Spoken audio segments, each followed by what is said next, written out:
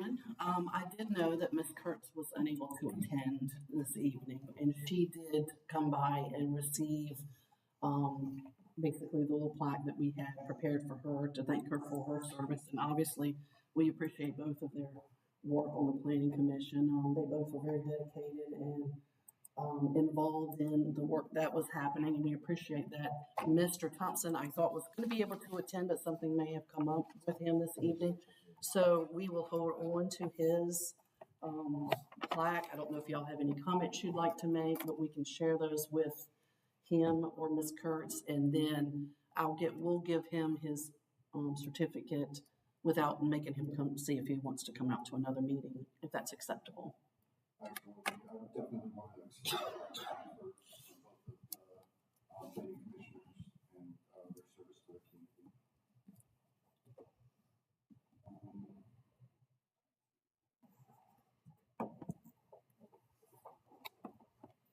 Approval of the minutes from May 8th and June 12th.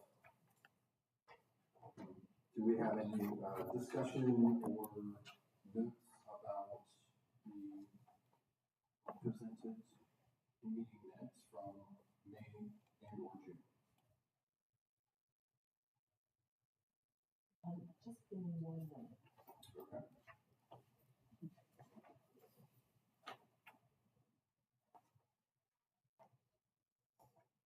I'll give you both.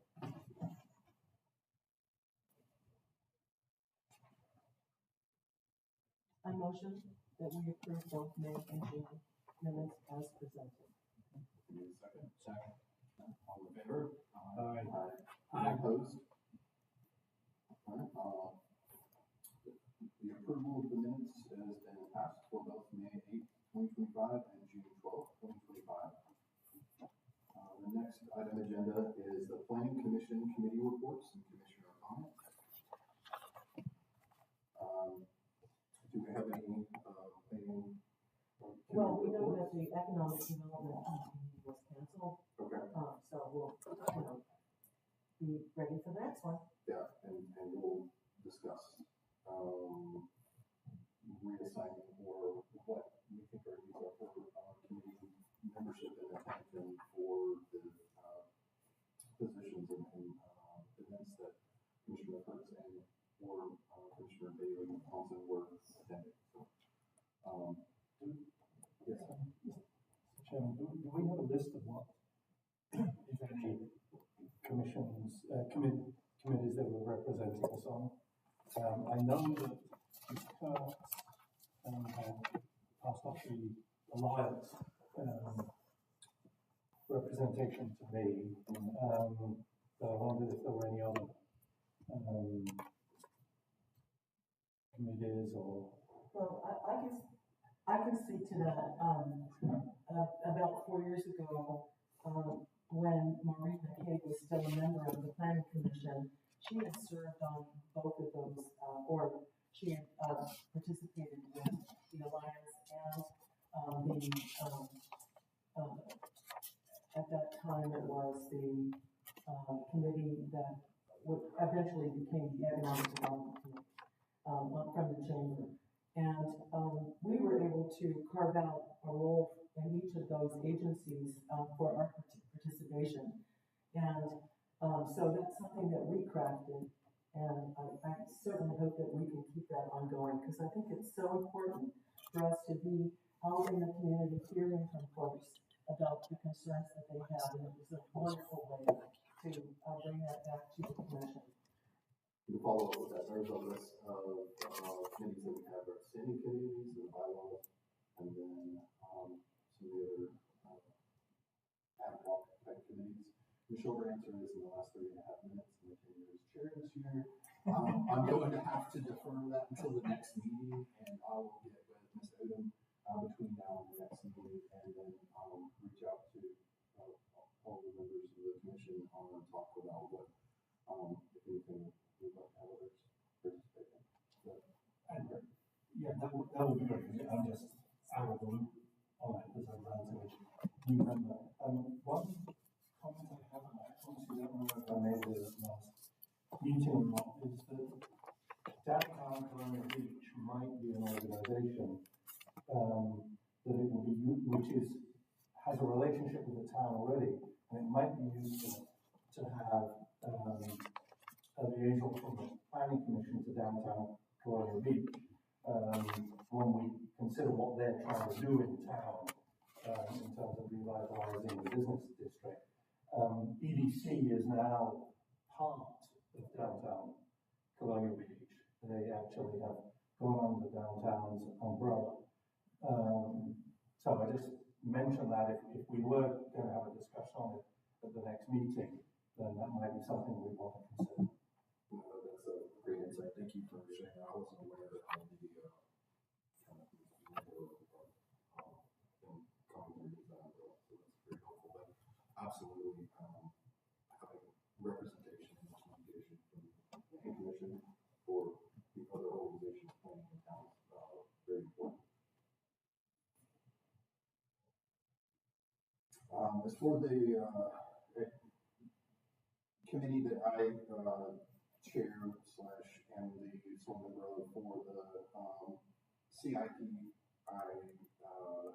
in this month is the cycle to start that discussion again with the staff members and get together with the leadership of the towns to begin that cycle again now that we've adopted and are into the new fiscal year. So there should be some updates from me on CIP for next month. Is anything else missing, Bob? Well, resiliency, the initiative that we have going on there, which is really so central to our preparation, especially as we move forward with the work plan and including the comp plan and including resiliency within the comp plan. So, I know that there's not a formalized committee, but we did have that structure in place at one time, and it's something that is needed. Absolutely, that's resilience is a very important planning topic, and we need to get a representation with town management so that we can understand what's happening at that level as well as in the community. Yeah, and beyond, just the town to King George and other parts of this world.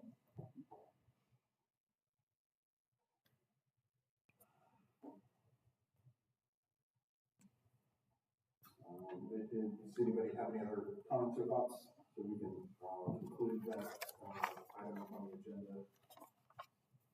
The next. One more thing. I was able to post a notice on Facebook from the Planning Commission's Facebook page, letting folks know we have 2 openings. And I've sort of done that periodically from time to time, but not on a consistent basis. And I see that as part of an outreach initiative. So maybe we could discuss that as well. Yeah, I believe that's one of the committees that is designated in the bylaws, but I'm not double check. Or a policy. Yeah, policy. Absolutely.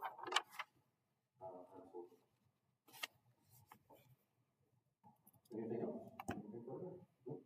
Okay, we can conclude that item. Next is public comment on non-public hearing. Yeah. I didn't put the sheet on.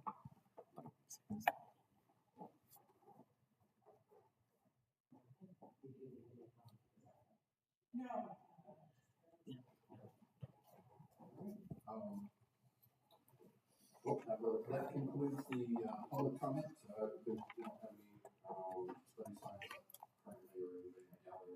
It's to make a public comment on non-public hearing items. Next on the agenda is a public hearing for zoning text amendment, ZTA 2503, amendment to the Article 22 Chesapeake Bay Preservation District overlay, tree preservation, trimming, and branch processing. So to kick this off, we're going to go ahead and have staff read this in. Thank you, Mr. Clearman, members of the commission. Just a little background on this. This is, the town is part of the Chesapeake Bay Preservation Area. We do have in our ordinance Article 22, which includes regulations relative to the Chesapeake Bay Preservation Area. And we are part of, have a district overlay, which applies to the town. The portions of the there are portions of the property in the town that are part of a 100-foot resource protection area buffer.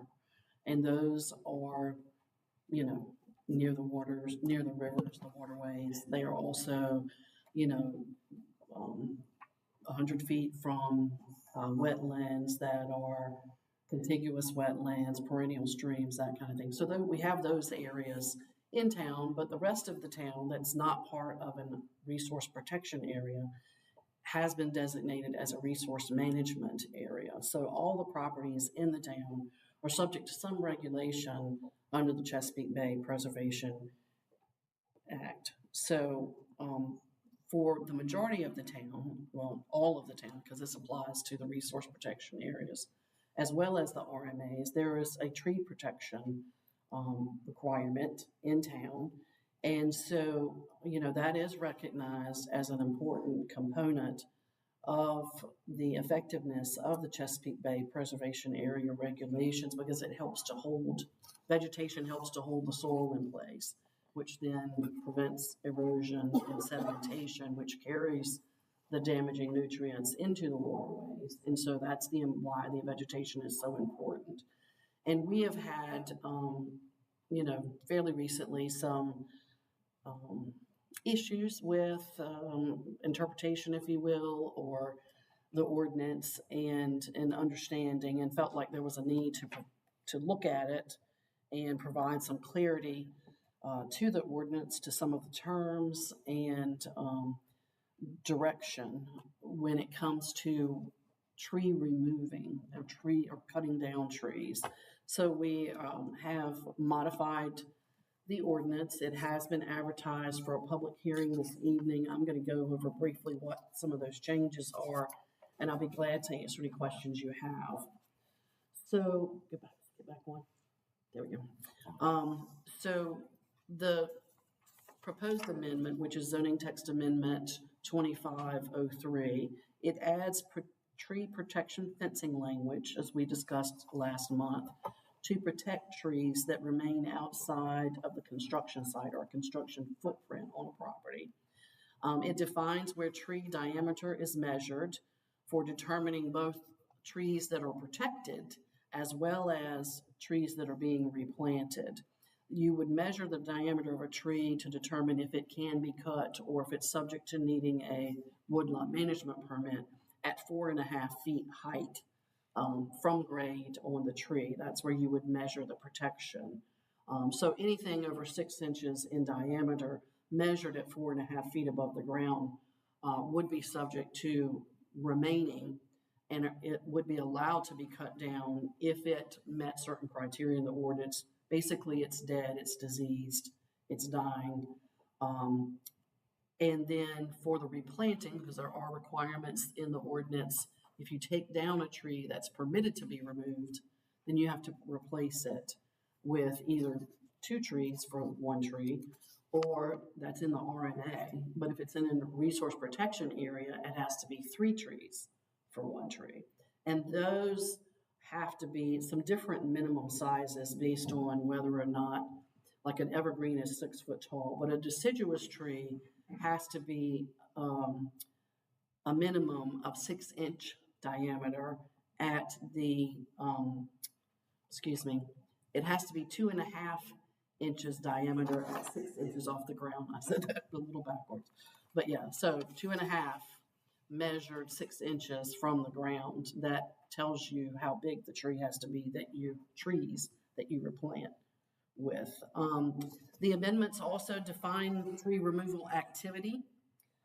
It includes cutting down trees, removing trees, or trimming or pruning trees where you cut or trim more than 25% of the tree's canopy, either at once or over a period of time. So as you're trimming trees, you know, or you have folks that come to trim the trees for you, healthy trimming of a tree does not remove more than 25% of that canopy at any one time.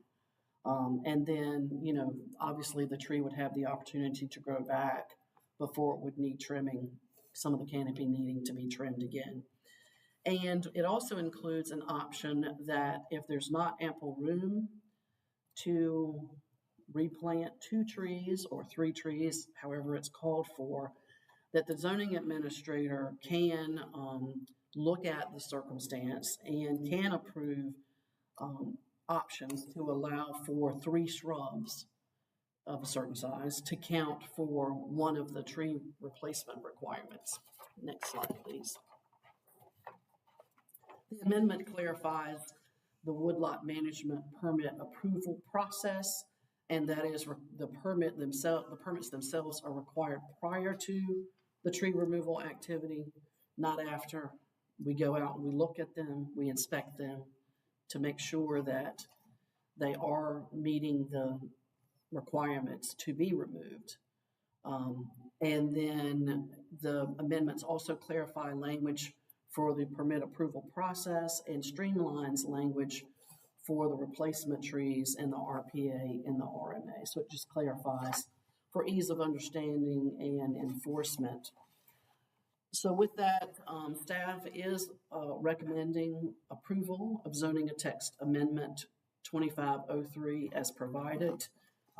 We recommend that the Planning Commission, following the public hearing, vote to recommend approval of this text amendment to Town Council, and I'll be glad to answer any questions you might have.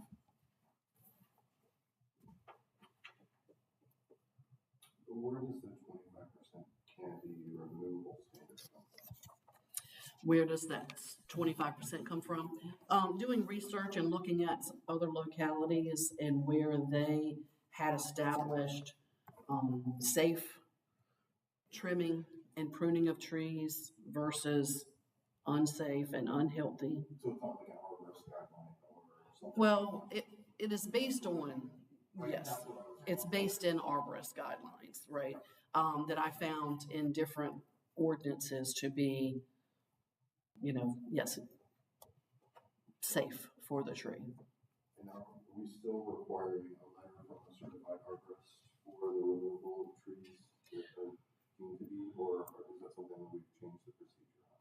So we still can require. We don't automatically require because some trees, like if you'll back up one slide. See this tree? Mm-hmm. I mean, that's obviously a dead tree, right? So we wouldn't have them get an arborist report. But there are some that come in that are more questionable. It's like, it's hard to tell just by viewing it. So unless, if we can't see something clearly that shows the tree is dead, then we will require the arborist certificate. I have a question about that. I like the fact that we're defining what the expectations are with this ordinance, and one of the things I thought could be better improved is that we describe that 25% of the tree can be pruned, Mm-hmm. and then we say in a way that I think is not clear that it can be pruned again over a period of time.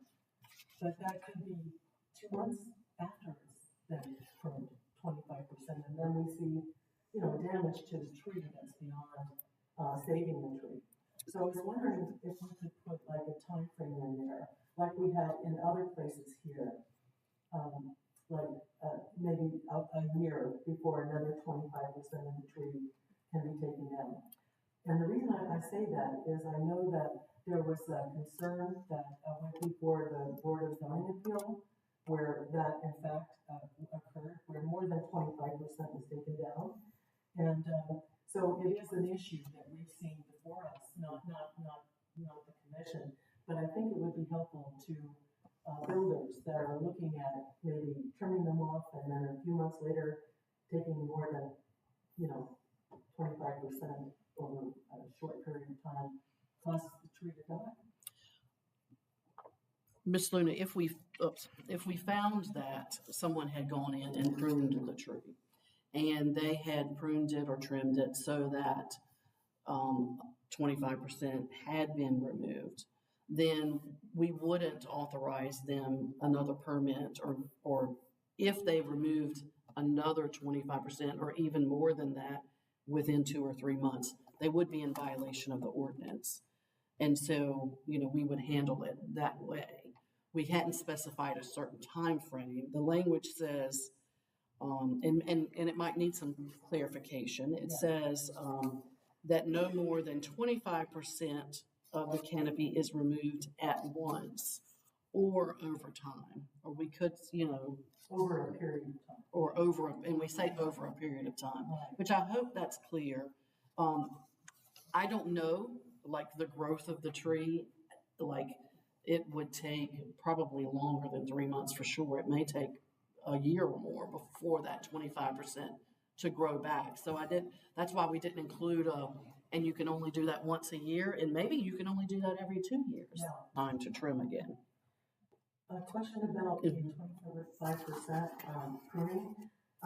Would that require a builder or a resident that wants to trim their tree of less than 25% would seek a permit for pruning? No, Okay, it would not. all right. So in this case, if 25% were removed, and then 2 months later, another 25% or less, then they could do that without a permit? So that's my concern. That's why I was curious about, have we looked at setting a time limit? Right. Well, it would fall under how we deal with it from an enforcement standpoint. The majority of the time now, when people do things to trees, either they cut them down or, they begin to trim half of it out, then we find out about it through complaints. And this would be the same thing, is we would find out about it through a complaint. I just don't know the time frame. If you all have some information on the time frame, what you would want to establish. I live between 8th and 9th Street, and I've seen so many of the trees topped, and that has caused them to die. Yes. And so, I think that one of the wonderful things about living here is our tree canopy. And so anything we can do to preserve that, I think is in order. My concern is that, I think this is a definite move forward to let them know exactly what their requirements are. But if, we have timeframes on other things in this ordinance, and, I was thinking that might be helpful. I don't know if there's, something that, that we could prevent an issue by just making it clear that you can't just turn around and do another 25% or less. Yeah, I need to declare not a personal interest, but an interest in that I'm a board member of a homeowners association that's dealing with a tree issue. One of our members of our association has a tree issue.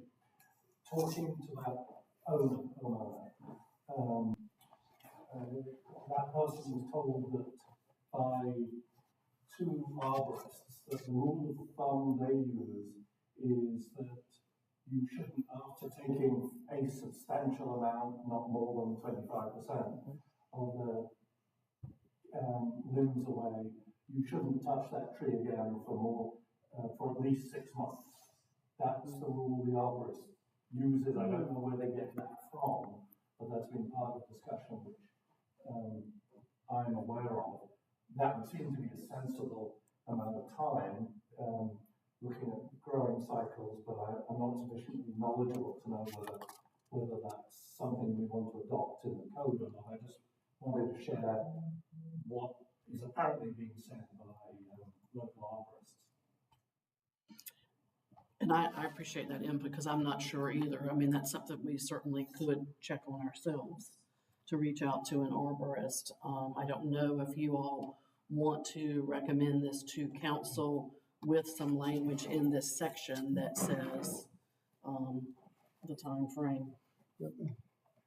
I believe there's a difference between an arborist looks at it as to whether the tree will die if you do it sooner than 6 months, and the tree canopy, which we want to preserve, maybe 5 years for the tree canopy. That's true. Yeah, so I'm in favor of putting language in there that, would, capture, you know, the concern about putting a time frame on it, and to see what information is, found, by investigating it. Is that something you want to come back to you, or or do you want us to look into it, before you send it to council with the language, to clarify?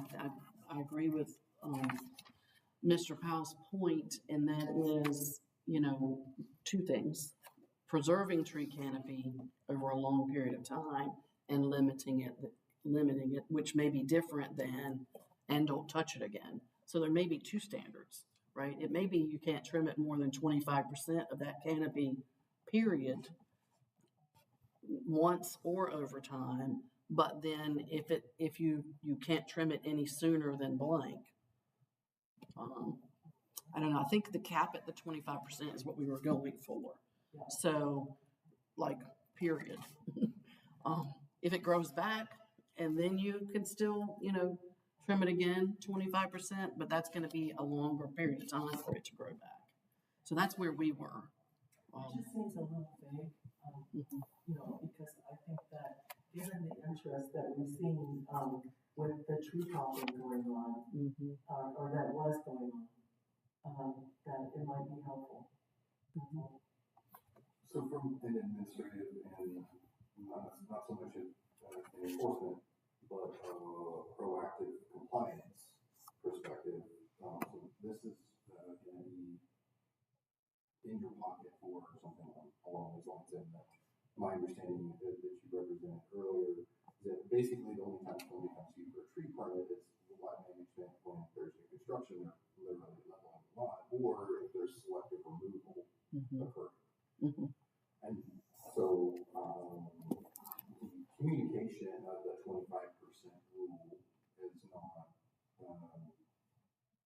top of mind, I guess. And it also kind of is nebulous when you get into the whole, the number of tree companies that are operating in town without having business license locally. They're just, you know, coming in from Fredericksburg or wherever and, you know, doing tree work and then leaving again. And we have no idea. So, to be able to, I guess it's, my question is more on the intent of this, is just have this as a enforcement mechanism that's available when you get the complaints, and retroactively, and unfortunately at that point, the damage has already been done. So I guess the real question, or the real idea that I'm trying to drive at is how can we be more proactive rather than reactive in this particular circumstance, because, you know, we're talking potentially irreparable damage. But at the same time, you know, how can we do this without, you know, gross overreach? So, you know, a big part of this to me is education, right? Is how do we get the word out to let people know what is safe trimming of a tree, and trying to work on that from a campaign of letting people know, look, really, if you begin to prune the tree or trim the tree so that you're taking out greater than 25%, then not only is it a violation of the woodland management section of the code, it also is damaging, even because some people don't have that ill intent as others do. You know, so a big part of that is education. I took a step back in looking at the ordinance because I don't think that we want to, I think it would be an overreach if we say, okay, not only can you not, you know, there are certain trees that you can't cut down unless you come in and get a permit, but certainly not wanting to say to everyone, well, before you trim your tree, let us come look at it, because we don't have the manpower for that, nor do I think we want to go down that road with people. So that's why we were trying to establish something in here that says, if you go over more than 25% now or at any time, then you're gonna have a problem with us. And scroll back like 3. Yes, these trees. So there are. These were supposedly just trimmed. There weren't. So there needs, and so we're looking to add into the ordinance some language that deals with, I got the chainsaw out and it's on the ground, or I did this, and this is also killing the tree. So that is a tree removal activity. And so that's what we're trying to define. A tree removal activity is pruning the tree greater than 25% and or cutting it down, that kind of thing. So can we make a more explicit connection with that excessive 25% and not necessarily as an enforcement action, but more like a restitution action, like we have for intentional removal that's permitted? What is the replacement policy? Or point from this to the replacement policy? And I think this ordinance does that because it goes through in here and it talks about if you remove it.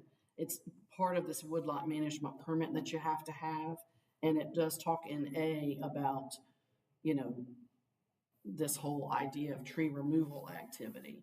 And then if you continue on, so that lets you know that if you're going to do that, you better get a permit. Because if not, then you look at the last section of that and you can be fined.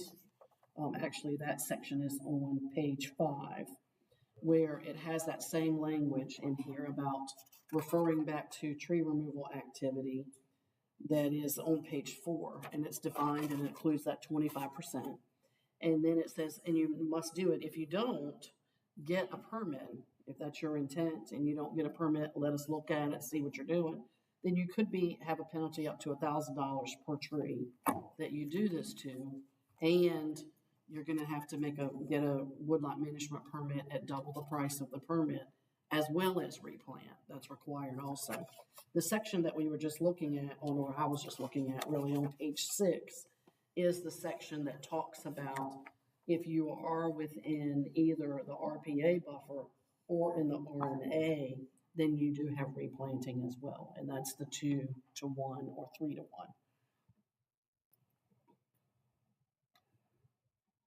So that tree removal activity is repeated a couple of times to make sure that it's relevant too. And if you do this, you have to have a permit. And if you do this, it's removal and you have to replant. Town council is satisfied that this would be adequate to and defensible litigation to work with. Well, I think this is much better than what we had before. And, I'm addressing Ms. Luna's comment. I think the language is removed at once or over time. So if you get 25% and you come back 6 months later to try to do more, you violated this because you've already reached your maximum. But I'm talking about 25% or lower, where you don't need a permit. So. Right. You don't. But you're still violating the ordinance. Yeah.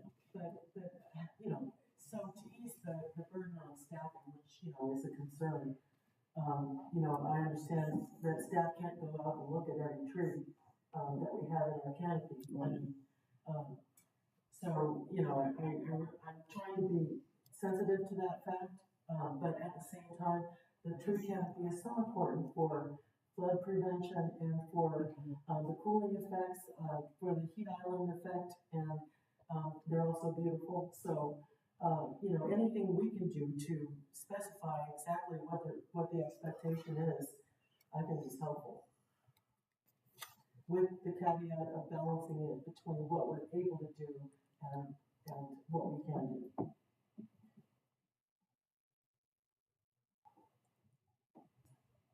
Chairman, can I make a comment?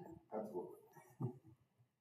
I like what Ms. Odom said about education, because this is almost an impossible thing to enforce, in my opinion. I think I know how to prune a tree, but I don't want to prune a tree and somebody comes in and says, oh, you just pruned 26% of your tree.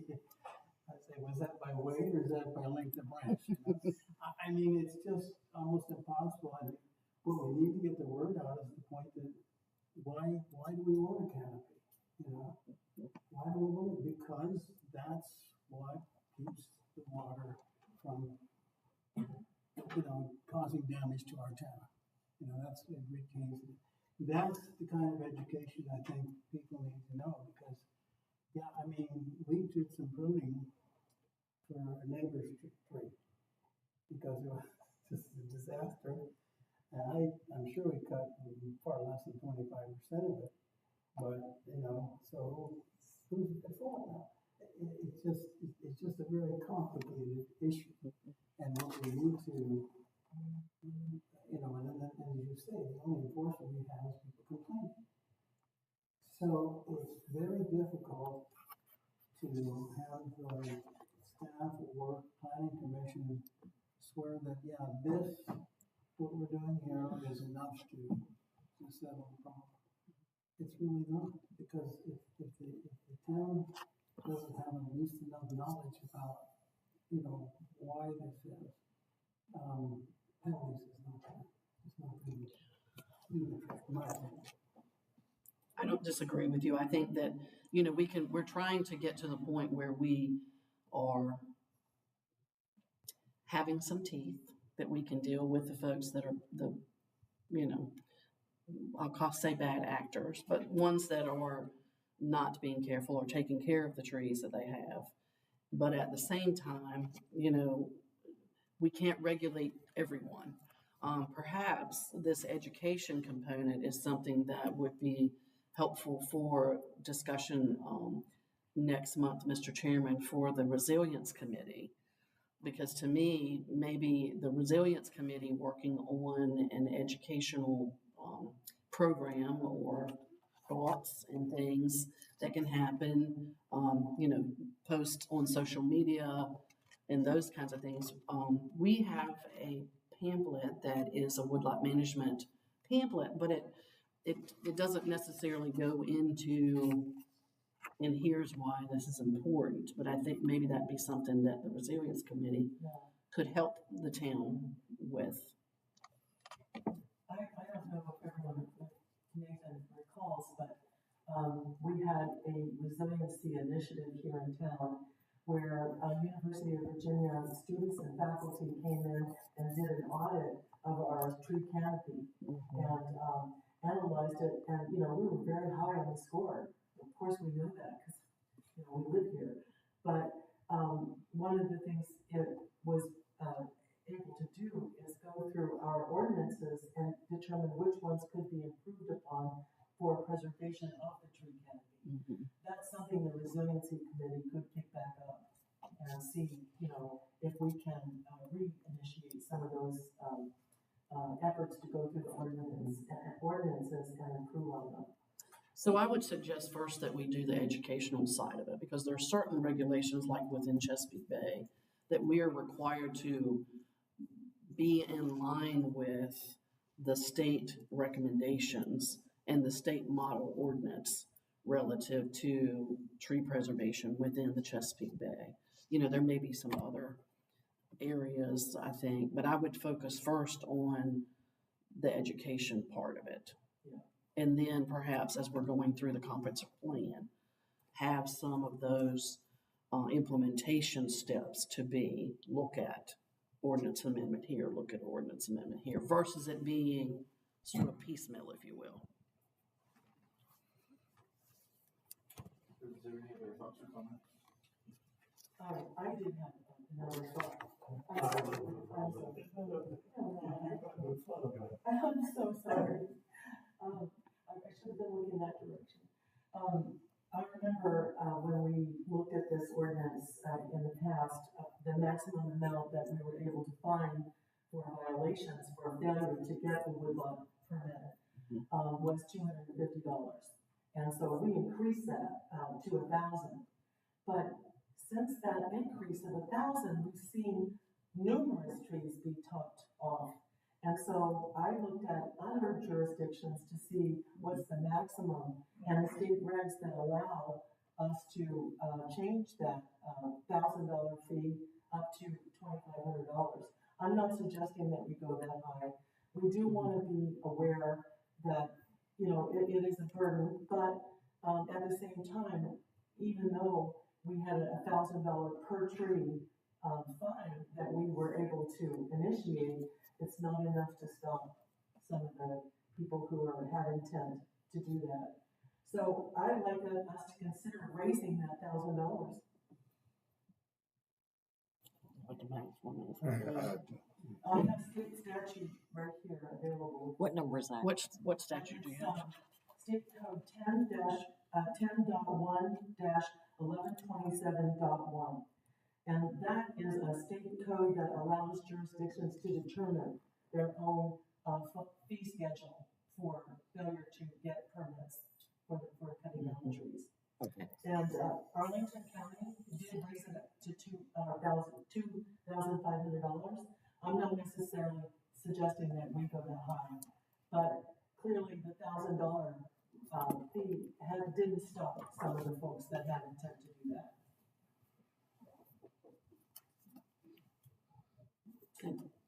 Mr. Long, you have some other thoughts? Oh, I'm just gonna put it in next.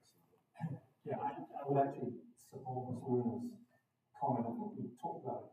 I mentioned something about it at the last meeting, but, yeah, I would support your comment that the people who are dealing egregiously with our trees are developers who are doing this for profit.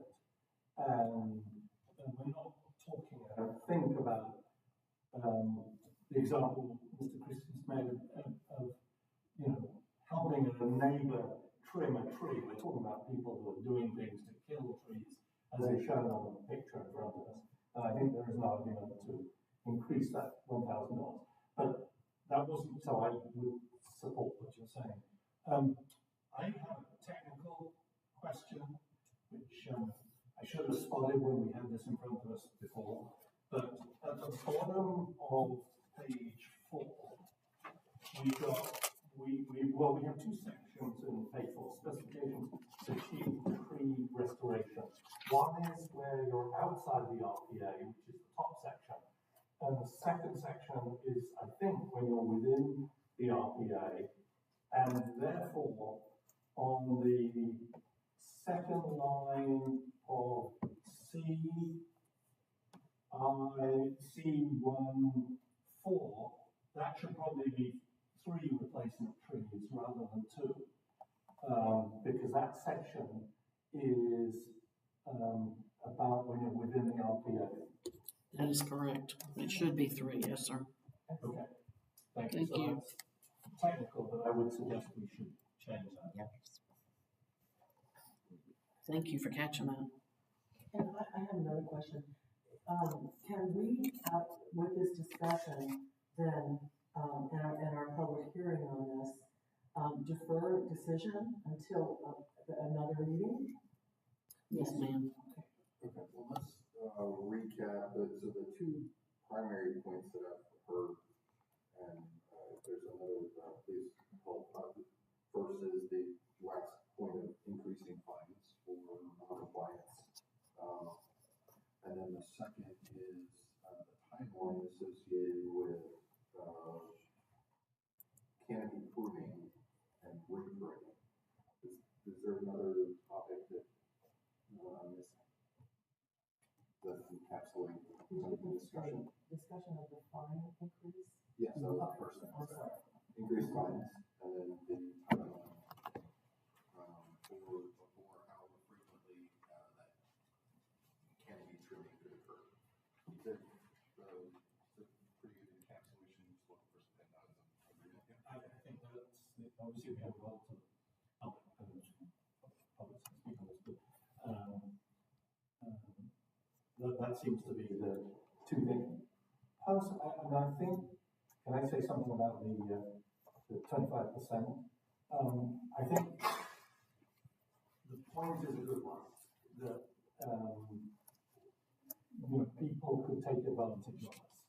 Do 24.5% followed by 24.5% followed by 24.5%, and that would be extremely problematic.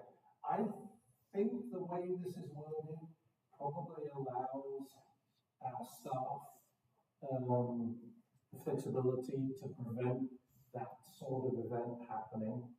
I'd like to hear the staff's view on it, but if you think the wording as is gives you the flexibility of preventing that sort of gaming of the system, then maybe we don't need, as a commission, to stress overly on the exact percentages we want to input.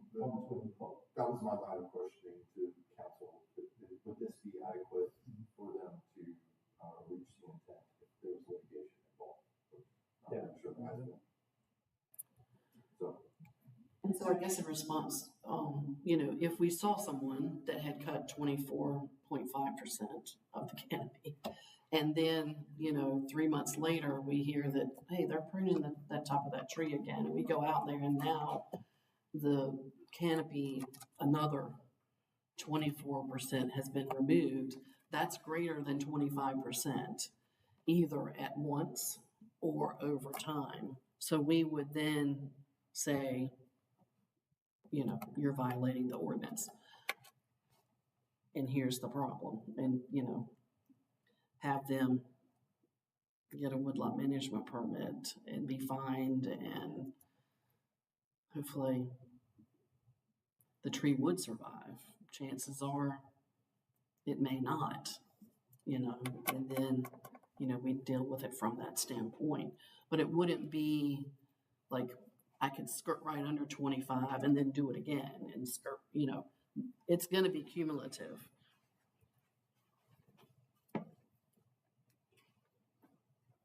So if staff and town attorney believe that we have built in the right wording here, you'll agree, I think, that that's exactly what we see in the picture is exactly what we want to prevent. If our attorney thinks that we are sufficiently protected under the wording, then perhaps there's no need to change it. But I think that's what we need to be clear about, isn't it? Is whether we have that protection. I mean, it's Darla said, I mean, this will keep people from just cutting almost all the branches off of trees. I mean, it's obvious that's more than 25%. When you get into 26%, all that probably wouldn't enforce that one. Right. But it will give us teeth that we don't have now to enforce that. And I think the language is pretty good about now or over time to address that. Well, I'm satisfied with that, yeah. And I am too, with that assurance. Yes. I think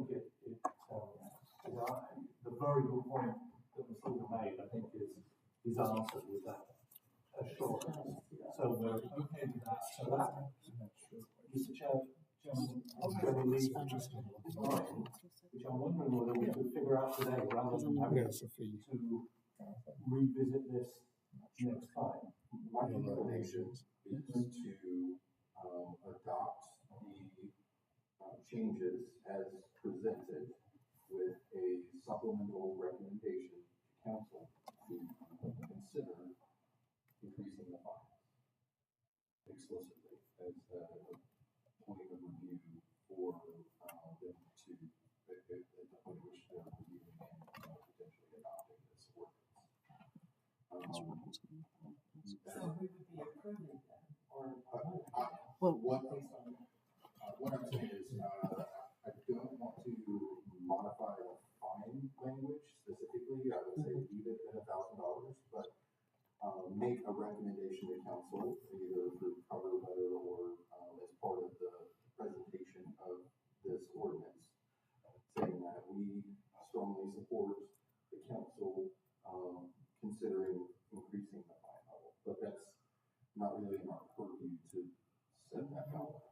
Does that make sense? Because that's not really our way. it is within our purview. In fact, we've done it before. And, but I'm satisfied that, you know, any recommendation that we make is going to be subject to the approval of the council. So, I just don't wanna approve this at 1,000 and then have that not, discussed or, considered, by the council. Okay, so you want to explicitly change the verbiage of the ordinance for approval to include a higher fine amount? Well, Well, that's why it's suggesting as, part of the presentation and part of the letter from, the planning department as well as the commission, to have council as part of their review of this ordinance, we are recommending they also recommend they, consider an increase in the fine amount. I think it strengthens our position to, as a recommendation from this body, to, maybe make a compromise and say that based on, we know that the max, and we can guarantee and. We don't really know that. Well, I'm that's looking what at, I'm saying. I'm looking at the statute, I'm not sure the statute applies. to what we're talking about. Well, so you can determine though that at some future point, that would be allowed, or not allowed. Or not all. Given that we're not able to make that decision without the information on the state statute that authorizes us to make that recommendation, then let's go ahead and leave it at 1,000 with the caveat that subject to, what we're able to determine that state statutes allow, we would recommend an increase up to whatever amount we decide on. Okay, I was just gonna say open-ended council consider increasing the fine amount. If you are wanting to put forward a motion to look at increasing that to, a specified amount, that's. No, I'm saying that let's go ahead and then, keep it as it is. With the provision that will add to that a request for consideration of increasing it based on what state statutes allow. And I'll leave it at that. Yes. Yes. I do have one more question. Mm-hmm.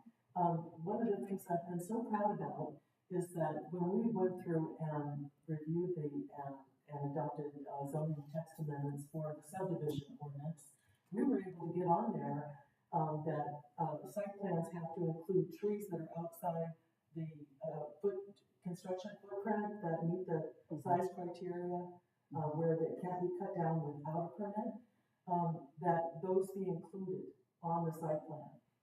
And I noticed that in the section here under B, general performance standards, it talks about site plan, and looking at, issues of grading, but this doesn't make any reference here in this, text, in this ordinance, for including trees, for, preserving them that meet the requirement for preservation. So I was wondering, just for the sake of, consistency across the subdivision, ordinance, that we include that here, that trees that are, within the, that are not within the construction footprint, that are identified to be preserved, be also on the site plan. So, Ms. Luna, I think that if this section requires that, because it makes them show the limits of land disturbance. So in showing the limits of land disturbance, they would also show the portion of the property that was not going to be disturbed. It doesn't specifically say, and I'm going to show you each tree, or, Or that it be on the site plan, that's all I'm saying. it is required to be on the site plan, yes, ma'am. The limits of disturbance are. What we don't have is specific language that says you must identify any tree you have that's greater than 6 inches, because what we're saying is, if you are showing your limits of clearing, then you're not clearing, or land disturbance, then you're not clearing beyond that.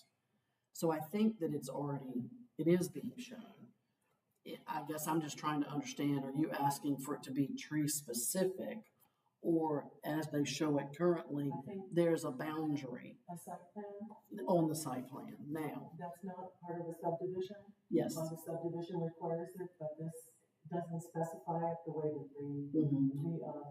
other Because the ordinances. subdivision also includes potentially common and public right of ways and land areas, and I think that that's the intent. It's not, so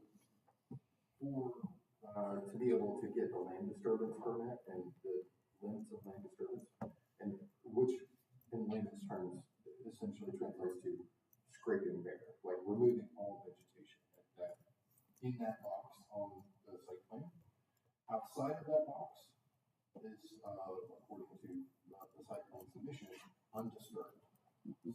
So implicitly, undisturbed means that none of the trees outside of that area of disturbance will be preserved. Will be permitted. So Yeah. there's not necessarily an onus to identify every tree outside that envelope of disturbance. Does that make sense?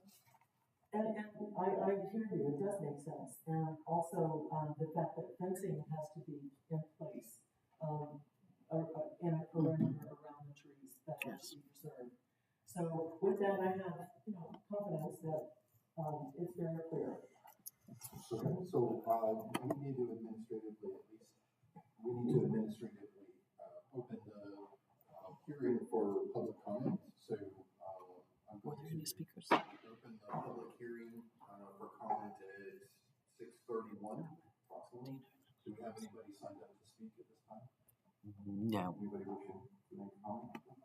Okay, then at, 6:31, I'm closing, the public comment portion of the hearing. So we can continue if there's anything further that we want to discuss at this point. I just have a question. Absolutely. On page 6, on a term limit, what is that? I don't know what that is. I tried to find it on Google. So limbing up is the same thing as basically trimming or removing limbs. So why don't we It's a- just say that? I guess we could change it to say trimming of limbs. It's a fairly common term. Oh, it is, okay. Yeah. It's actually from the Chesapeake Bay model ordinance uses that term. My ignorance. That's the ground up. Okay. Excuse me, but doesn't limbed up mean cutting the trees that are lower so that you can Yes. drive under them, that kind of thing? So I think limbed up has a little bit different meaning than just cutting off limbs. Well, yeah, you're limbing it up from the bottom. It's in this context, but yes, it's so you can drive under them. Or in the case of the trees that are in an RPA, oftentimes it's so you can have a view of the water. So you can limb them up to accomplish that. The act allows you to do that. And we do require a permit for that in the RPA. Yeah. Okay. So, it seems we've come to some level of agreement on the timeline, and I just need to make sure that we're clear on the recommendation for increasing fines is not going to be explicitly listed in the ordinance, it's going to be supplemental as part of the staff presentation and whatever. Mr. Chairman, may I make a comment on the public, hearing, comments that was sent in? Okay. This particular comment ends with the statement that, that we may be proposing a, revision that, will ensure a continued decline of our tree cover.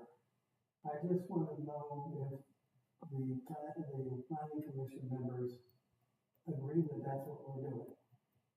I don't think so, but, I just want to make sure that, does anybody here feel that these precautions and changes that we're making are still going to create a decline of our tree cover? That's not my understanding of the intent, and actually the addition of some of the, or clarification of the enforcement mechanism. So even if you are found in violation, you still have to do the replacement and pay the fine and get the correct permit to double the standard permit cost. So there's the restorative avenue and mechanism inside of this. It's not obviously going to replace the tree immediately, but there is a restorative element to this that I personally think is appropriate without being overreaching. Okay, then I'm gonna ask staff the same question. I mean, our intent here is not to just patch up things and to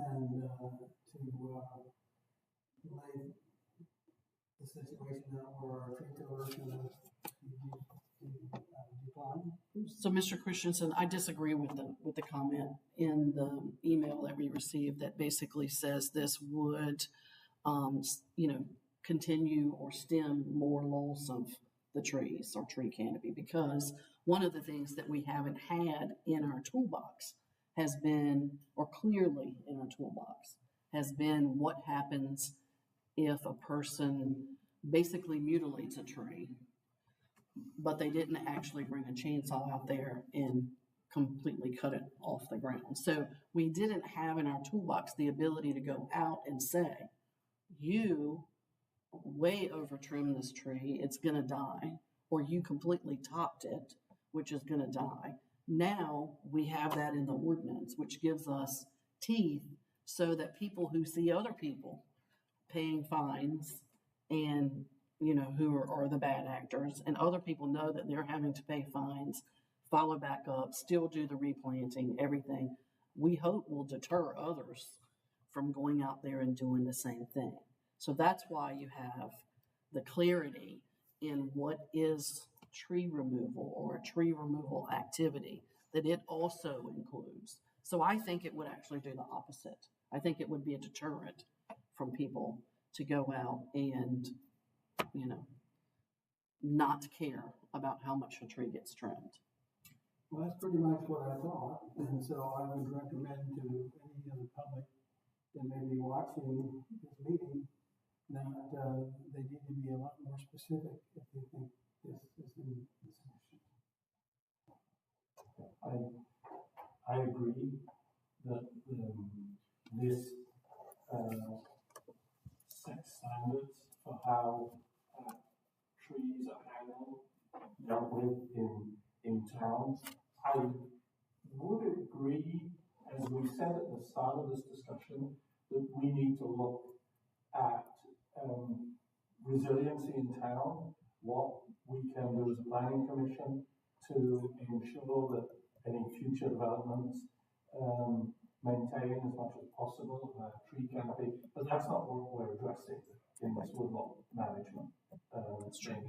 It's a separate issue which I do think we're responsible for. That would be my personal response to suggestions that we're trying to encourage. Some sort of deforestation of colonial reefs. That's absolutely not the case as I read it in what we're recommending to town council. Yeah, I don't think that this, causes, and to put at risk our tree canopy. I think that this helps to specify and make clear what the requirements are in a better way. I think so too. And I did want to add that I've looked through that statute again, and I'm reading it differently. So I just wanted to share that with you. I think they define certain trees that 2,500 applies to rather than generally all trees. Because they have heritage trees and street trees. And Yeah, and it does say tree conservation. So, but yeah, I think that we're moving in the right direction. Yes. So, can I get a motion to adopt? Can I get a motion to adopt with the correction of 2 to 3 in section B to CI 4 on page 4 with the additional recommendation through staff and through, of course, the cover letter we're going to present with this for the recommendation that council considers increasing the fine limit. And otherwise adopting the ordinance as presented. So moved. Second. Do you want to call for this? Yeah, I do. Mr. Long? Aye. Mr. Anderson? Aye. Mr. Christensen? Aye. Ms. Lehman? Aye. Chair votes aye. So, I will have a laundry list of stuff to talk to you about for the next couple of weeks. So this will be on the list. Sounds good. Then we have tried to get back into having this formal recognition with the chair representing some cover letters for the ordinances that are being recommended to council. We'll do that as well. That concludes the public hearing on zoning text amendment 2503, Article 22 Chesapeake Bay Preservation District overlay. Next agenda item is old business. Draft recommendations for Article 13 parking regulations, and staff has a presentation for us.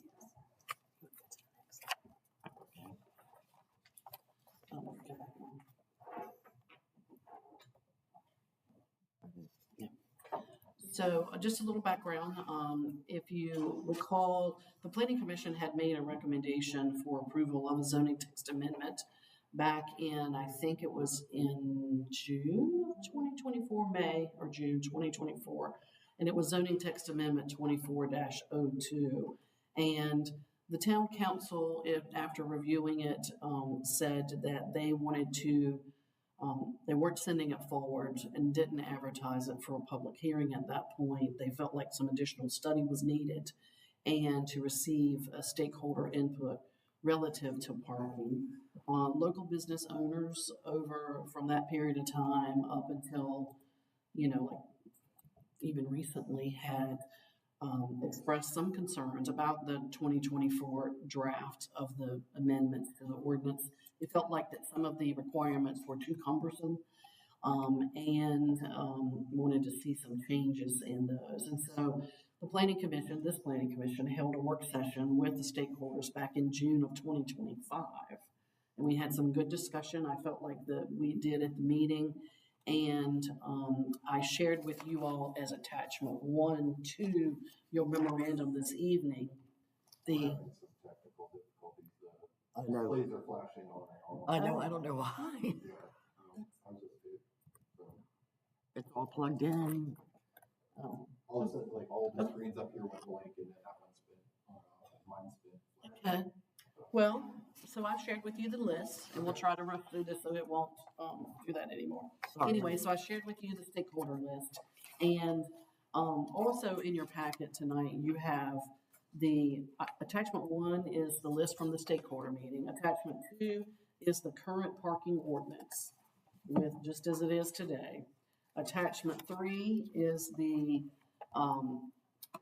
version of the changes to the current ordinance that you all have looked at back in 2024.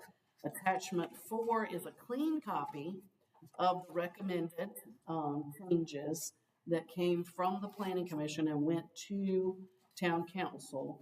And then attachment 5 includes the current changes that staff is recommending to you now. Current staff is recommending. Those changes in attachment 5 were made to the clean draft from 2024. So in other words, there were some items in going back and looking at it after hearing from everyone that were still good items that were included, like, allowing golf cart parking to count towards the required numbers of parking and some of those things. Some of the other items were taken out, and I'll kind of go through those a little bit in just a minute. But currently, another one, back up one more. I don't know why it's going out. Oh, My battery isn't low. okay. So the overall language revisions were made to the ordinance for ease and understanding.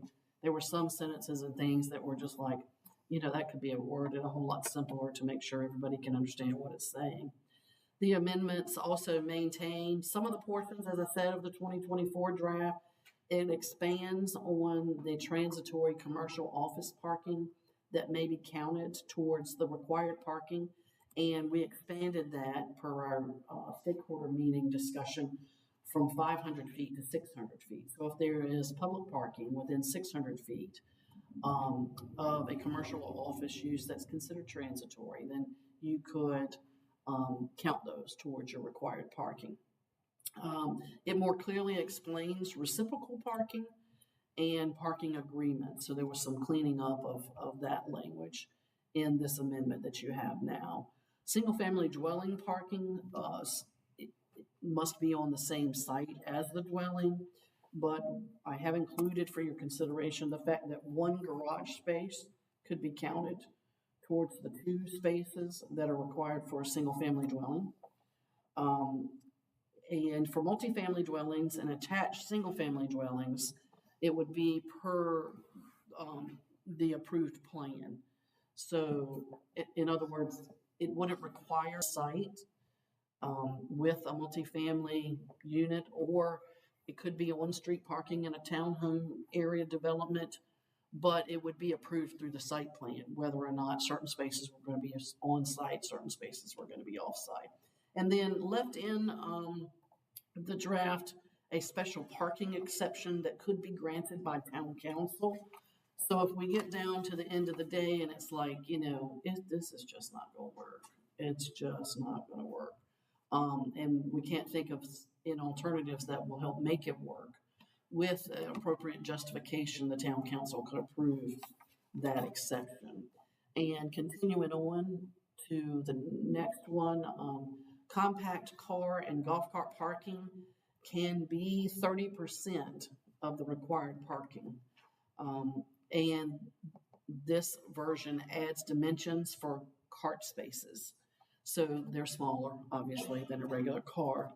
And it allows for a reduction in drive widths on site because, sometimes the ordinance now, I think, recommends like 24 feet parking along any side of it.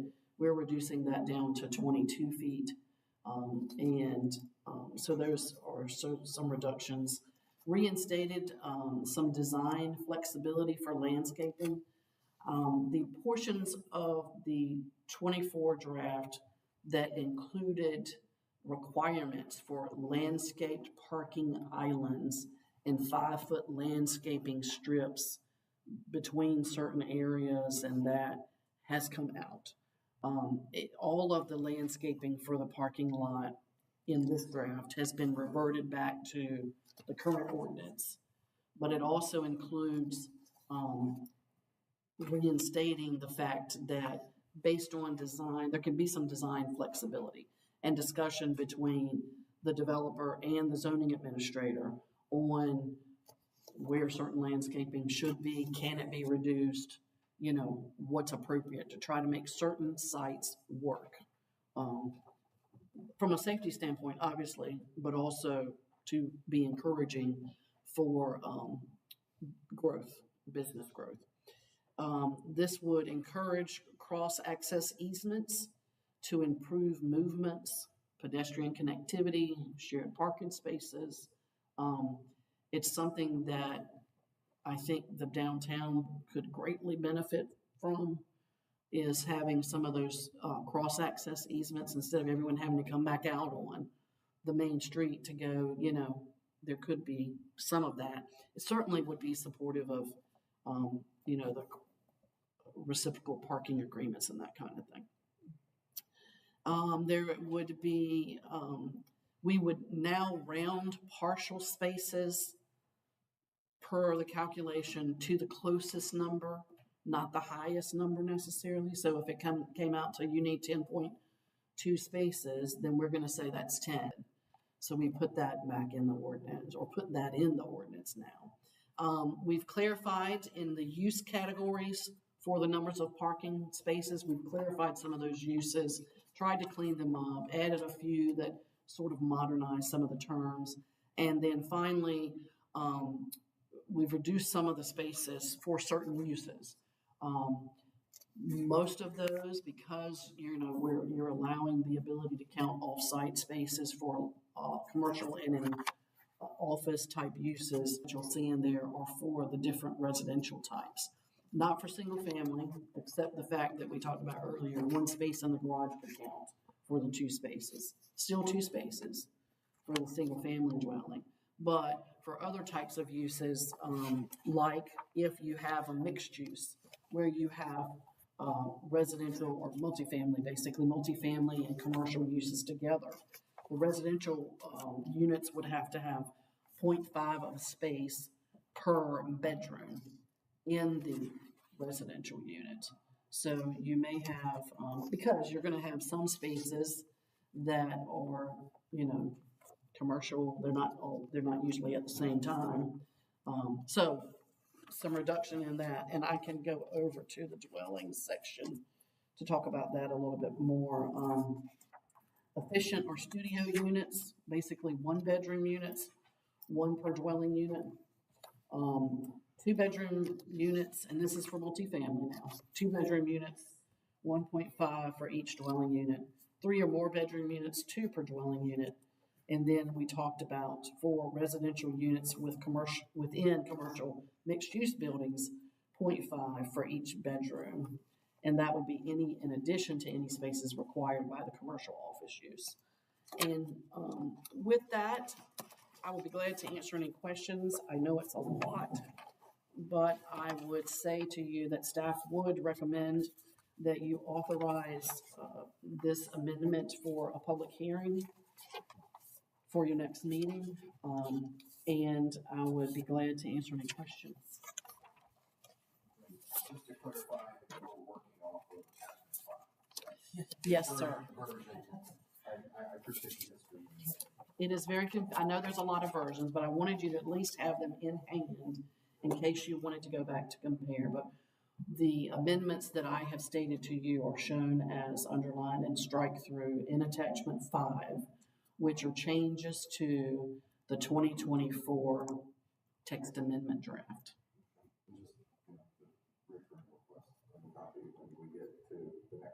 And you have that here, the full copy of the current. So it has the strike through, and I didn't give you a plain lined one of that, but I will. Yes. I have a question about the timeliness of the Tim's parking study. Do we know when that will be available to us? I have to defer. Let me see. Let's go. Yep. I am not sure. Okay. I really don't. I'm not aware of when that might be. Now, I think that will be helpful. I believe when it comes, but that's going to deal, I think, more so with counting public spaces, right? What we're talking about is setting requirements for off-street parking for uses. Now, we're allowing the off-street, right? Because we're trying to be flexible given the design of, the downtown area more so than others. But given that the design of downtown and trying to be more flexible because of the lack of space for additional parking is we're allowing to be able to count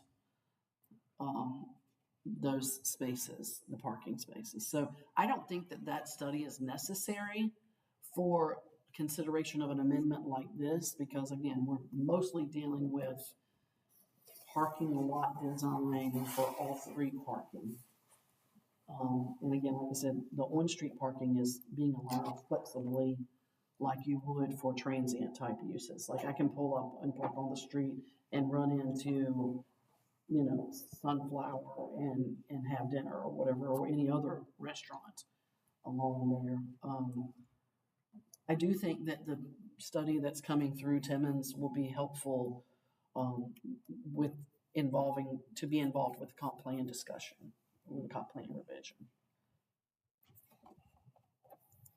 Yeah, I'm sure that that's a downtown Colonial Beach Main Street designation and all of the activities that go along with that. There will be additional discussion and opportunities for either Bison or district overlay.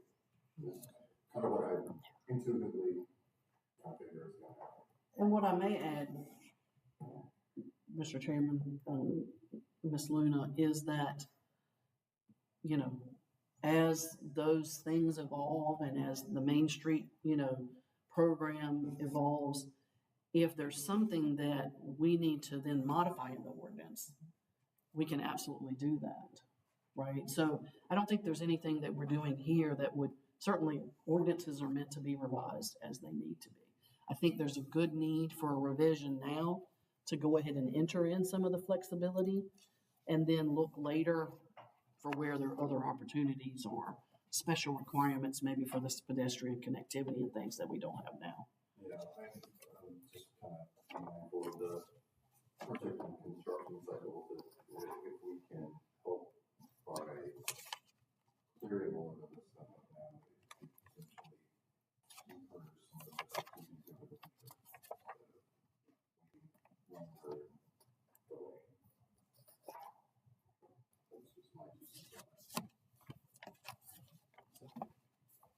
Jim, so what we're proposing to do is to have a public hearing on the document that's marked attachment 5 at the next meeting, is that correct? That's correct. I think there's an opportunity between now and then to, I would suggest, that we should specifically engage with the EDC, with Downtown Colonial Beach, and see if we can get their constructive input on this document, because I think that will help facilitate what happens at town council when whatever we recommend goes to town council. We don't want to. That's where this iteration of the document came, because the organization in downtown Colonial Beach and economic development committee were well represented on that. So I absolutely want to make sure that this is pushed back up to us. Which is the ordinance I wrote. Part of this, can help some of those. Absolutely. I have a technical question. There's got to be a reason for this.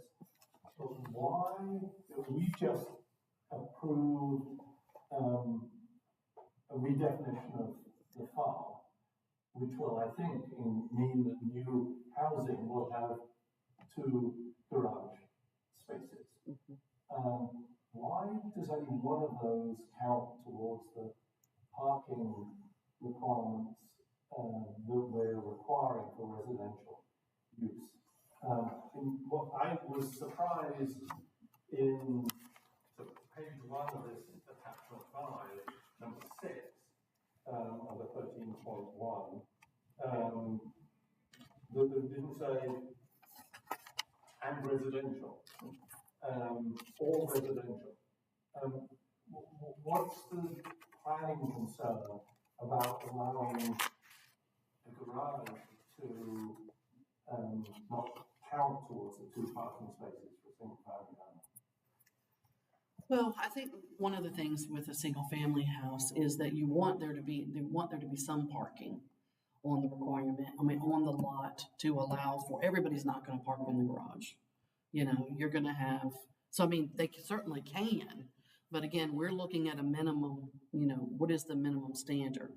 And we can say you at least one of the garage spaces can count towards the 2 spaces, but ensuring they still have some apron for people to pull off into their driveway so that everybody that else in that house does not have to park out in the street. Or if they have a visitor, if they have a 2-car garage, and that's where they always park, there still is some other place, whether it's for a delivery or visitor or, you know, a teenager. We don't have any 0 setback for residential right now, and so if somebody were to do a configuration of that, say on Colonial, where they had 2 garage Okay, then they automatically get spaces in front of the garage, correct? Yes, Okay, so it's not owners. yes. Yes. Okay, I just wanted to understand. Yeah, it's just two per residential well, detached residential well. Of which one could be the parking in the parking? Right, and so right now, one thought behind allowing one of the garage spaces to count is the fact that, we are allowing people in FAR to have a two-car garage that stays a garage, right? And so, if they're using one of those for parking, chances are it'll stay a garage because they're using it for parking. But it's not mandating that they don't. They could still create two spaces outside of the garage. What we're saying is we will allow that to happen. The other reason behind it is it can help people reduce their impervious cover. So what we're saying is you don't have, right now, we say to people, if they have a garage or not, you have to create 380 square feet of parking outside of on your site for 2 car spaces. And with this change, it does 2 things. It allows a little bit of flexibility, but it also allows less impervious cover, which is more helpful from an environmental standpoint long term and to help with Chesapeake Bay runoff, all of that. So it was a little bit of both of those reasons. Okay, thank you. I just had a question for clarity purposes for single-family homes that have an ADU, either attached or unattached. Does that affect the parking requirement here? Each AD unit's required to have 1 space. 1 space. Yes. And And the dwelling would have to have its 2 spaces, one of which could be in a garage, the way this is written right now. when we discussed the requirements for a duplex, we talked about having each unit be required to have the 380 square foot per unit. Can we reduce that in conformity with a single family home that has an ADU to reduce that 4-car requirement for duplexes? So the attached language in here, let me make sure. For duplexes, the requirement is that each unit in a duplex Have has 2 2 spaces. spaces per unit. So that's 4, even though they're attached. And a single family home with an auxiliary unit that's also a dwelling, the requirement is 3. Right, and typically, the reason for that is because the duplex itself, while they may be on the same lot or they may be on 2 adjoining lots, but they're attached at the lot line, they don't have a same relationship, or they're not required to have the same relationship, right, as a person who has a dwelling and then they have an ADU. Somebody's in control, right, of that. Like you would think, either the person that owns that property either lives in the principal structure and rents the ADU, or lives in the ADU and rents the principal structure, or maybe they rent them both, even though they're not supposed to based on ordinance, as short-term rentals. But And it is happening. I don't doubt that.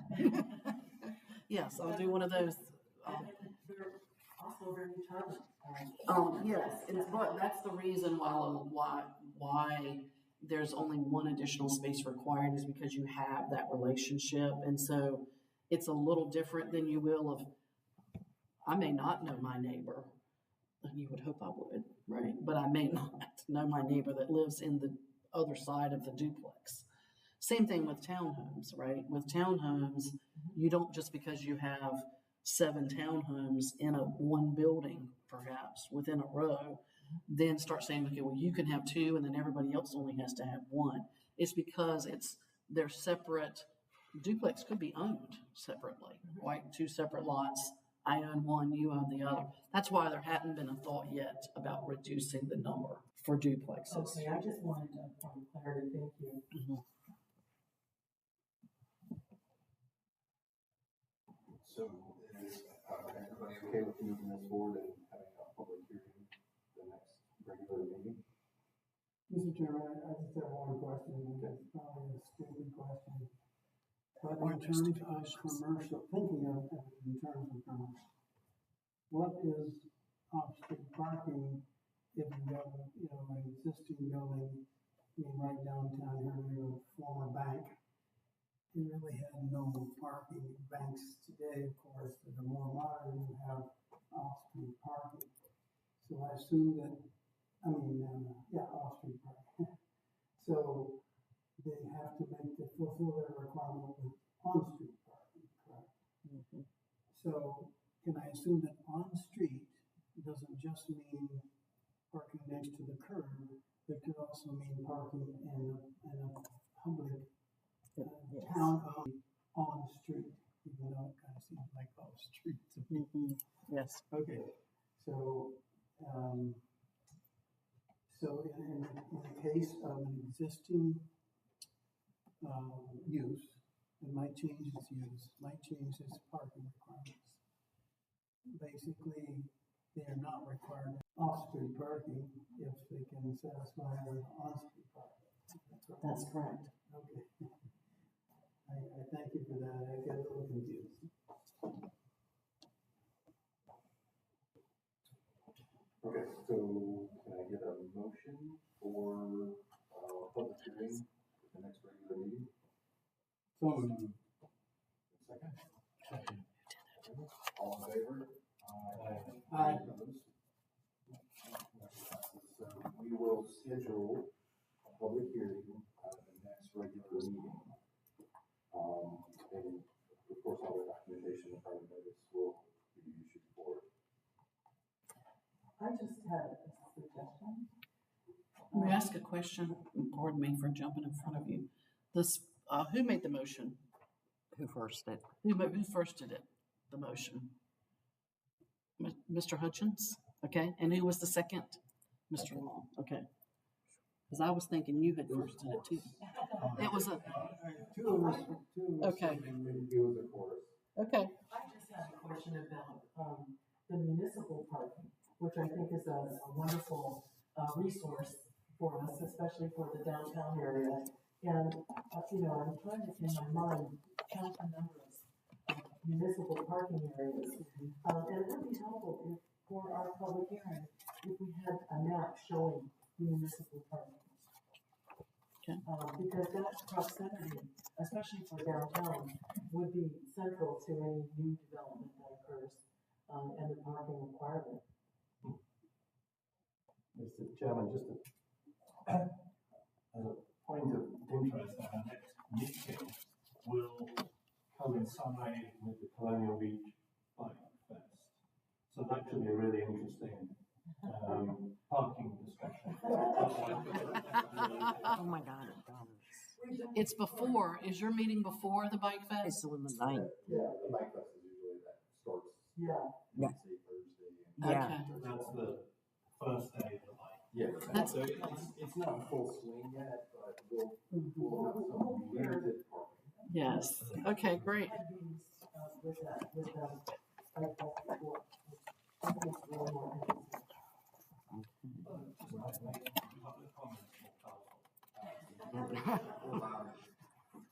I volunteer to walk here. Let's get him to sign these. Yeah, well, we're not done yet. Okay, Okay. We're not, we're not. We have Number 11. the planning. Business, and brings us to, B, under, moving on to the 25-26 planning commission water plan update. Yes, sir, Mr. Chairman, members of the commission. I provided you with, an update to the plan. And, so I took the plan and I decided, it looks very, like we haven't gotten very much done because it looks like we've only gotten 2 things finished. But I would say to you that we had the BZA, amendment, and then we had a stakeholder meeting. for the FAR, and then we had to discuss discuss the ordinance draft, then we had to advertise it for a public hearing, which we did. Then we had the public hearing, then you all approved it, sent it to council. They had to advertise it for a public hearing, and then it was approved back in June. For the Chesapeake Bay overlay, we've got scheduling a public hearing now for you guys are recommending approval of it to town council. So that will go to them to ask them to schedule a public hearing on it. And then for stakeholder input and parking, we're gonna have a public hearing on that. But to get to there, we've had that stakeholder input meeting. We've talked about it, that input that we received, and now looking over the draft. So I feel like we've gotten more accomplished than it's grayed out on here. But so one of the things I wanted to say to you is I added number 5 out of order. Number 5 is revision to the subdivision ordinance and the site plan articles as they relate to changes in state code that occurred effective July of this year. And the changes at one point limited the review time that they had for review, but they've reinstated the time frame for the review for a first review. If it's a revision, the time got shorter, like a revised site plan gets submitted or a revised subdivision plat. But the changes also have stated that the planning commission is not the subdivision agent. That the subdivision agent is appointed, basically as staff. So now that doesn't mean that you never would be involved in a subdivision process, but it would be for those that had to come through a preliminary plan process. And that would be a development that is greater than 50 lots. That's a major subdivision? That's a major subdivision. And in your ordinance, we're gonna have to change that because it actually is, in the ordinance, I think it's defined a little bit different, like major's less than that. But for a final plat, it's really, and honestly, the intent of a final plat is to be ministerial. In other words, does this plat that they've submitted have all the minimum standards that the zoning ordinance has for lots? Does it have all of the, meets and bounds and public rights of way shown and all of that shown at that point? So I'm thinking that was the reason for the change, is that, there really isn't more of a legislative type review that conditional use permits and rezonings and things like that. Site plan and subdivision doesn't comply with the ordinance, yes or no. And so I think that's why. So I've got that on here added as the next thing. And then I also moved revisions to Article 19 above the R districts because that was almost complete. And I figured that's a sort of a lift that we probably can get done this calendar year. And then we'll see about probably get started on the residential. The other thing that I put on here that we didn't have, and I rearranged them a little bit, but I put the capital improvement plan because that wasn't on our work plan before, but it needs to be. And then also that Planning Commission annual report, which we have to do again. And then beginning in quarter 1 of 26, the comp plan diagnostic and looking at it for state code compliance, as well as the initial look at demographic data to pull that in. Then the rest of them, I basically kind of pushed everything else out to include the subdivision reviews and site plan review based on state code, and then add in the CIP and the annual report. So it just dropped everything else down a few. So I'm offering this as an update to you and, see if you have any questions, if you are okay with these changes, and we'll move forward with that if you are. Any discussion, thoughts? No, this looks good. Yeah, I feel like there's been a lot more activity, not necessarily finality, but there's definitely been a lot of activity that you've been able to capture here. So that's helpful. Yes. Can I just understand, so the CIP, we work on that, or that is worked on, it sounds as though we have an excellent person pulling that together. And when are we supposed to submit that to town council? So we have a public hearing, like planning commission has a public hearing. That usually has been in the first quarter of the year, the year, because that's when they start their budget discussion. This past year, they specifically asked for it at their February work session. So I'm like thinking that we should be thinking to be on that same time frame this year. Now, we do have some improved information that we're going to be getting from the department heads, because we worked through a request form, and that request form that's filled out for each of the requests by the department head has, what it is, a description of it, what's the justification, and where it is prioritized by that department head in this list of their projects. So I think that's going to be very helpful out of the gate. It is very likely that this year's CIP is going to look a whole lot like last year's CIP, except for certain things that they may know, that are going to occur this fiscal year, right? Because we're going to be talking about 26 through 31.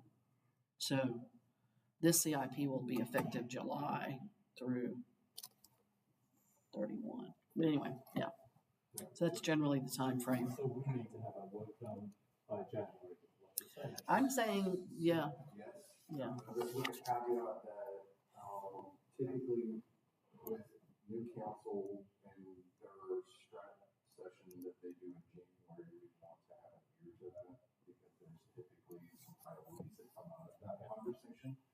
But yes, the heavy lift needs to be completed by that point in time, so that we can start with the public hearings, because sometimes as of late, it takes more than one. And we want to be able to have that recommendation adopted by us and put forward early enough in the budget cycle for full consideration by May.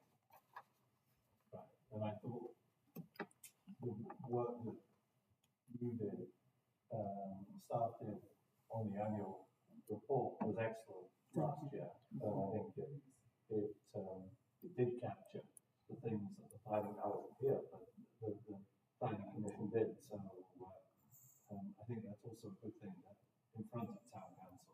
Yes. At the beginning of the year, so they can see what has happened.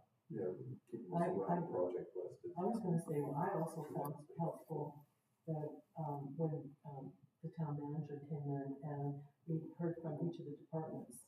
I think that was exceedingly helpful, especially public works with, issues that they're facing.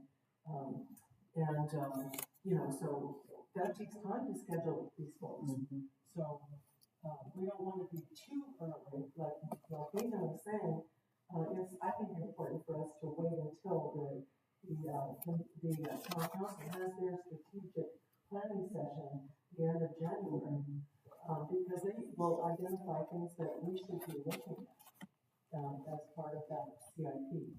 So February, or at the earliest, it Yeah. typically ends up being March when we Yes. schedule that. So we take a first look at the final draft in February, and then March we'll have a full public hearing, and then depending on the results of that, that way that gives us April, and we can nibble here in May. And like I said, this past year, the council was asking for it at their work session in February, because I believe they have their public hearing, and they wanted to include in their public hearing. Don't they have their public hearing in March generally? Believe so. Sure.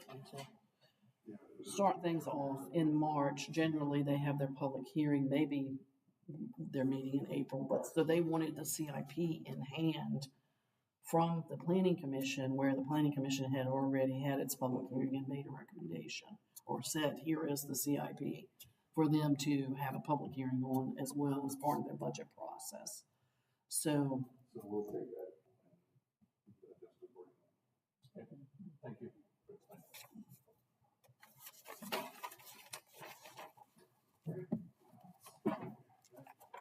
Concludes planning commission work plan update. And so the last thing, any other comments from planning and community development director? Yes, I would like to have you all join me in congratulating Miss Melissa Bell on her 1-year anniversary with the department. Thank you. Her 1 year was the 3rd or the 5th? The third. The 3rd. I thought so. On September the 3rd was her 1-year anniversary. We're happy to have her. She's doing a great job. And she is knocked out the short-term rental permits this year and is just growing in her knowledge of all planning and zoning and working with everything. Lots of comments we get from her. We have announced through the council liaison at the council meeting the last couple of months that staff time for review of permits was 11 days. This month, August, we were just over 15. Just under 14 days. Just like under 14. 13.83 days. Okay, so just about 14 days for the reviews, which is That's great. working days. That's working days, not, Yeah. does not include holidays or weekends. Yeah, but that's great, and that's the goal where we've been working towards, is to be within that time frame. I think we're 30 days is our what we give to people, but we always don't. We want to stay well under that. So we've been able to accomplish that, and a lot of that is in gratitude to Miss Bell and her work and keeping. She is organized, and she keeps me organized, which I need help with. So thank you for congratulating her, and that's really all I have. Okay. And then I only have one more thing that if I had to see it.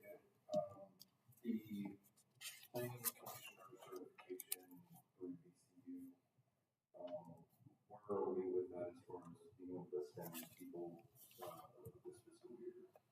I believe that we have Mr. Long who's participating now, and I believe Mr. Hutchins, you've attended that already.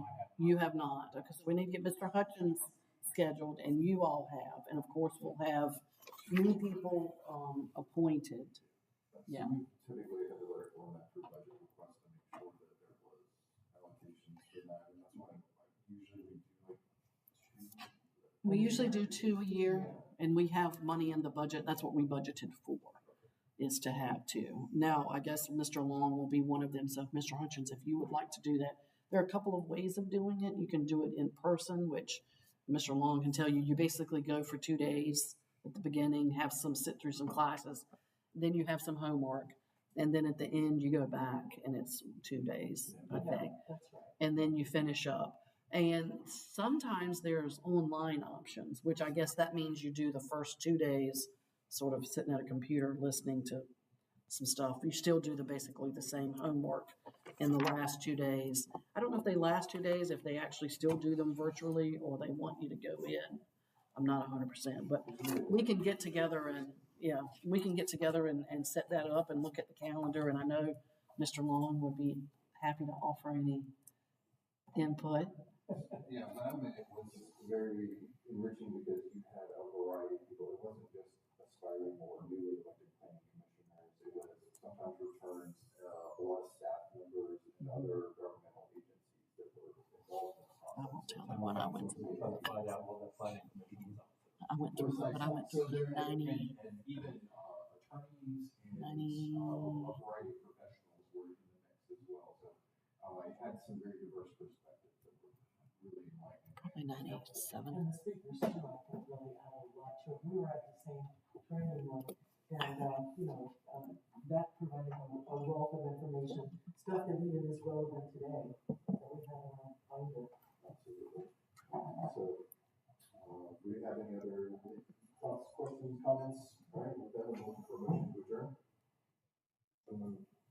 Meeting adjourned. Alright,